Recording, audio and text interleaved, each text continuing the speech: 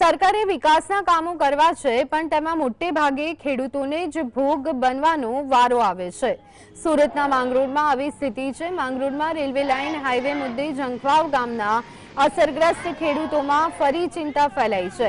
અસરગ્રસ્ત ખેડૂતોએ વિરોધના સૂર સાથે મામલતદાર કચેરી સુધી રેલી કાઢી, જેમાં તેમના બાળકોને પણ સાથે રાખ્યા। 26 કુટુંબોના 94 વ્યક્તિઓના 17 ઘરો વિસ્થાપિત થવાના છે। રાષ્ટ્રપતિને સંબોધીને માંગરોળ મામલતદારને તેમની જમીનમાંથી રેલવે લાઇન અને હાઈવે રદ કરવાની માંગ સાથે આવેદન આપ્યું હતું। એટલો જ પ્રશ્ન છે કે વારંવાર અમારી જમીન કેમ લેવામાં આવે છે? તમારે રેલવે સીધી કરવાની હોય તો અમારી જમીન, તમારે હાઈવે સીધો કરવાનો હોય તો અમારી જમીન, તમારે જેટકોના વીજ ટાવર નાખવા હોય તો અમારી જમીન। વારંવાર અમારી જમીન કેમ ઉપયોગ કરવામાં આવે છે? શું અમારી જમીન તમારા માટે કંઈક નડતરરૂપ છે, અડચણરૂપ છે? તે અમને જાહેર કરો, બરાબર છે?